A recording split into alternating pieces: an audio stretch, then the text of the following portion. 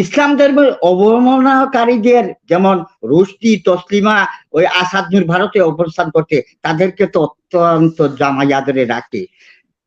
ভারত উৎপাদিত মাদক বাংলায় বাজারজাত করার লক্ষ্যে সেই ব্যাপারে তো একটি মানুষের উপরেও গুলি করে না। এই বন্ধুত্বপূর্ণ সম্পর্ক স্বামী স্ত্রীর সম্পর্ক দাবি করে, রক্তের সম্পর্ক রাখি বন্ধন এতটা নাই, স্বাভাবিক আছে। সেখানে কয়টা দেশের কাঁটাতারের বেড়া আছে? বিজ্ঞ আলোচক আইনজ্ঞ ব্যারিস্টার জিলু সাহেবের কাছে আমার প্রশ্ন। আমরা যেহেতু সফট পাওয়ার ব্যবহার করে পাচ্ছি না, আমরা কি আমাদের 1500 কিলোমিটার দূরে অবস্থিত এই যে যাদের হাতে পারমাণবিক বোম আছে তাদের সাথে এখন আমরা একটা কনফেডারেশন করার চেষ্টা করতে পারি কিনা? আপনারা সবই আলোচনা করেন, যেগুলো আলোচনার সাথে আমি এড করছি যে সীমান্ত হত্যায় ভারত বিশ্বের সর্বশীর্ষে, প্রতিকার প্রতিরোধে সরকার অন্ধ কেন? লাশ ফেরত দেওয়াকেই সরকার কূটনৈতিক 100% সফলতা ফিল করে। এটাই কি বলে সার্বভৌমত্ব? অনেক দেশের, আমাদের দেশের অনেক নেতা বলে চোরাচালানিরা মারছে। ওদের কাছে আমার প্রশ্ন, কড়া প্রশ্ন, যারা পাহাড় সম অর্থ নিয়ে পিকে হাওলাদার সহ ভারতে যায় তাদেরকে জামায়াদর করে। ইসলাম ধর্মের অবমাননাকারীদের যেমন রুশদি তসলিমা ওই আসাদ নূর ভারতে অবস্থান করতে, তাদেরকে তো অত্যন্ত জামায়াদরে রাখে। ভারত উৎপাদিত মাদক বাংলায় বাজারজাত করার লক্ষ্যে সেই ব্যাপারে তো একটি মানুষের উপরেও গুলি করে না। আমি সংক্ষিপ্ত করেছি এই আশায় যে টোটাল বাংলাদেশের 51 বছরের ইতিহাসে একটা গান রচিত আছে, যার শিরোনাম হচ্ছে জাতি আজ রক্তবানে বাঁচতে চায় মুক্ত প্রাণে, চাইছে ভোটের অধিকার, স্বাধীনতা আইসিইউতে, গণতন্ত্র ডুমের হাতে, পোস্টমর্টমে অর্থ পাচার। এই গানটা শোনানোর সুযোগ দিবেন যদি সময় থাকে। আসসালামু আলাইকুম, ধন্যবাদ, অসংখ্য অসংখ্য ধন্যবাদ। আপনাকে আজহারুল ইসলাম, জনাব আজহারুল ইসলাম সাহেব আনমিউট করে প্রশ্ন। আসসালামু আলাইকুম ওয়া রাহমাতুল্লাহ। ওয়ালাইকুম আসসালাম। অনেক ধন্যবাদ আমাকে সুযোগ করে দেওয়ার জন্য। আমি প্রথমে যে বিষয়টা আপনার মাধ্যমে এখানে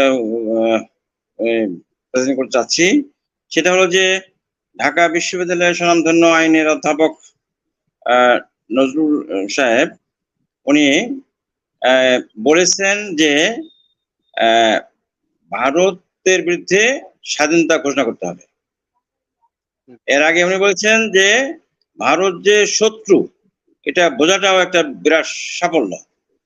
আর নিউজের সম্পাদক নুরুল কবির সাহেবও ভারতকে একইভাবে বলেছেন যে ভারত যে বাংলাদেশের শত্রু সেটা বোঝাটার মধ্যে একটা বিরাট সফলতা রয়েছে।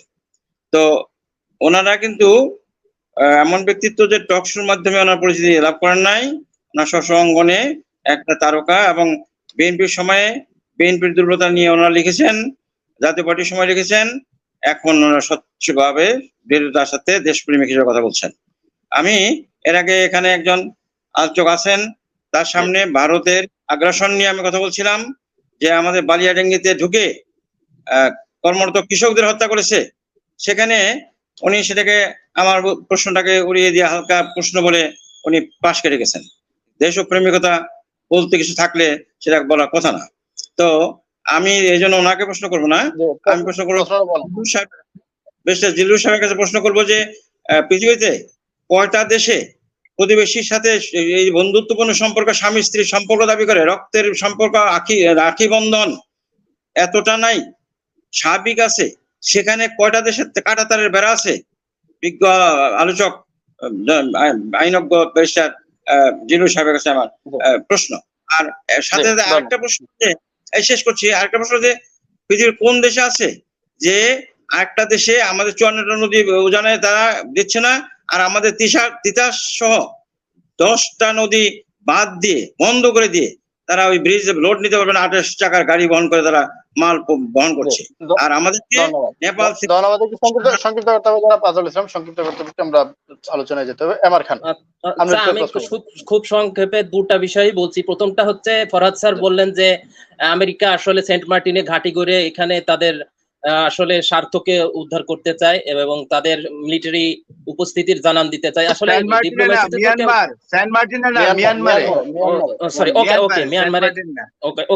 মিয়ানমারে সেন্ট মার্টিনের কথা আসলে আমরা সরকারের বিভিন্ন পর্যায়ের মানুষের কাছ থেকে শুনেছি, সেই জন্য আসলে এটা বলেছে। আপনি মিয়ানমারের কথা বলেছেন, ঠিক আছে।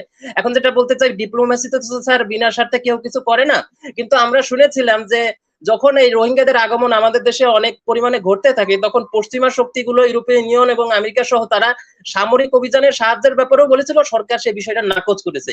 আমরা তো কূটনৈতিক ভাবে স্যার প্রচুর চেষ্টা করলাম, তাতে তো এক কোনা উপকারও হলো না।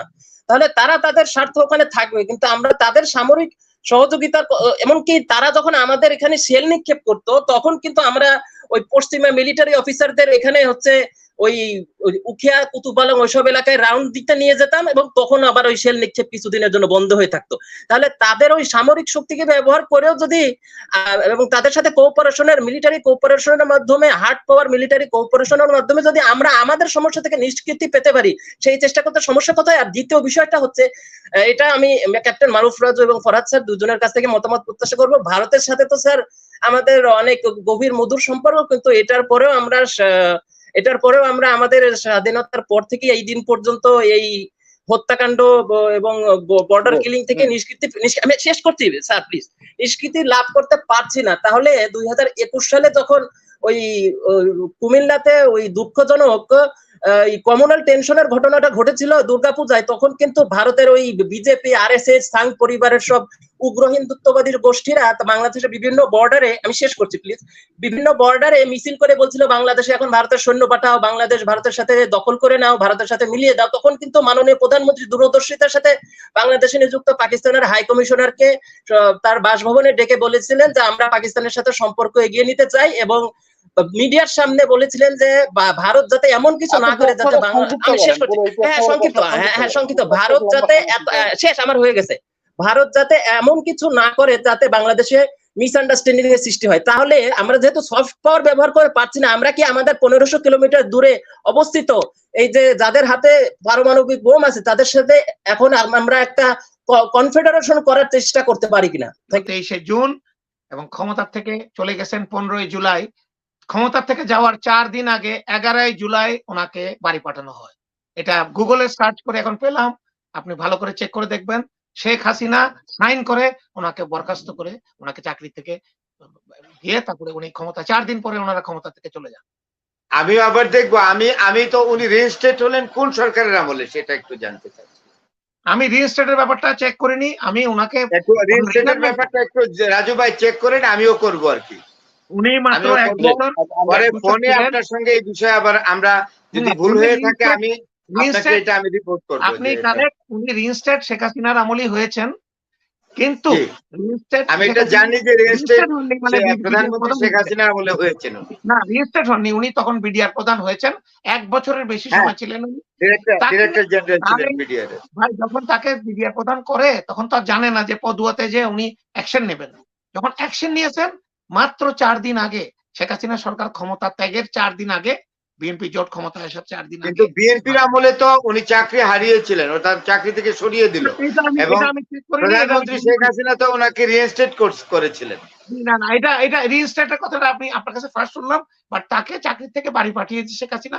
আমি চেক করে এটা এনিওয়ে অসুবিধা নেই, আমরা চেক করে নিব, চেক করতে তো অসুবিধা নেই, ওই তো রেডি। আমি লাস্ট একটা কথা যে বলতে চাই এখানে সুযোগ নিয়ে, আপনি বলেছেন পাকিস্তান সরকার ওরা নাকি ক্ষমা চায়নি বা ক্ষমা পেতে রাজি হয়নি।